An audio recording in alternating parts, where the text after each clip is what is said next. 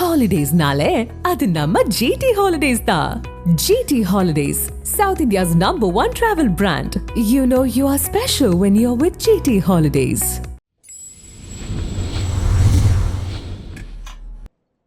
Big Boss season 7ல எல்லாருமே எதிர்பார்த்துக்கிட்டு இருந்த அந்த ஃப்ரீஸ் டாஸ்க் வந்து இந்த வீக் நடந்துகிட்டு இருக்கு. இந்த ஃப்ரீஸ் டாஸ்க்ல எல்லாரோட ஃபேமிலில இருந்தும் நிறைய பேர் வந்து பிபி ஹவுஸ்க்குள்ள வந்துகிட்டு இருக்காங்க. ஸோ அந்த வகையில பூர்ணிமா அவர்களுடைய ஃபேமிலி, அர்ச்சனா அவர்களுடைய ஃபேமிலி, விக்ரம் அவர்களுடைய ஃபேமிலி எல்லாருமே பிபி ஹவுஸ்க்குள்ள வந்திருந்தாங்க. இப்போ வந்த ப்ரோமோலாம் பார்க்கும்போது விஷ்ணு அவர்களுடைய ஃபேமிலியும் நிக்சன் அவருடைய ஃபேமிலி எல்லாருமே பிபி ஹவுஸ்க்குள்ள வந்திருக்காங்க. அதுல விஷ்ணு அவர்களுடைய அக்கா வந்து பூர்ணிமா அவர்களை பத்தி சில விஷயங்கள் பேசுறாங்க. அது என்ன அப்படின்னா, எல்லாருமே ஈக்குவலா பார்க்கணும், ஒரு பக்கம் அதிகமா அப்படின்லாம் இருக்கக்கூடாது, உங்களுடைய ஸ்பெஷல் டைமை யாருக்காக கொடுக்காதீங்க, முக்கியமா அவங்க 2 பேரோட ஃப்ரெண்ட்ஷிப் நல்லா இருக்கு, அதுக்குள்ள நீங்க போகாம இருந்தா நல்லா இருக்கும், அவாய்ட் பண்றது ரொம்ப நல்லது அப்படின்னு விஷ்ணு அவர்கள்ட்ட விஷ்ணு அவர்களுடைய அக்கா பேசிட்டு இருக்கும் போதே பூர்ணிமா அவர்களும் மாயா அவர்களும் அங்க வந்து உட்கார்ந்து, நான் அதிகமா விஷ்ணு கிட்ட பேசினதே கிடையாது அப்படின்னு சொல்லிட்டு, அவங்க என்ன அடிப்பாங்கன்னு நினைக்கிறேன், முறைக்கிற மாதிரி தெரியுது அப்படின்னு சொல்லி விஷ்ணு அவர்களை பார்த்து சொல்றாங்க. அதுக்கப்புறம் மாயா, பூர்ணிமா, நிக்சன் பேசிட்டு இருக்கும் போது மாயா அவர்கள் விஷ்ணு அவர்களுடைய அக்கா என்ன பார்த்தும் ரொம்ப முறைச்சுக்கிட்டே இருந்தாங்க அப்படின்னு சொல்லும் போது,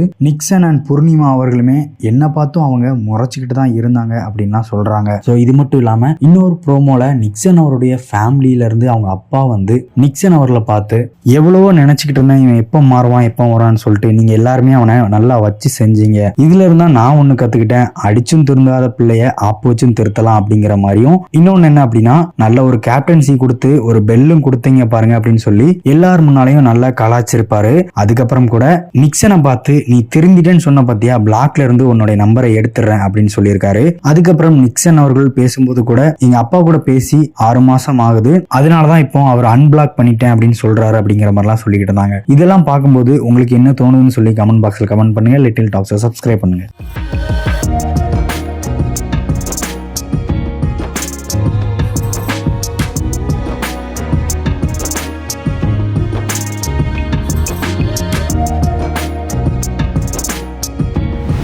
என்ன பொறுத்த வரைக்கும் கல்யாணம் பண்ணா இண்டிபெண்டன்ட் போயிடும், அதுதான் இண்டிபெண்டன்ஸ் போயிடுவா. உங்களுக்கு கல்யாணம் ஆயிடுச்சா?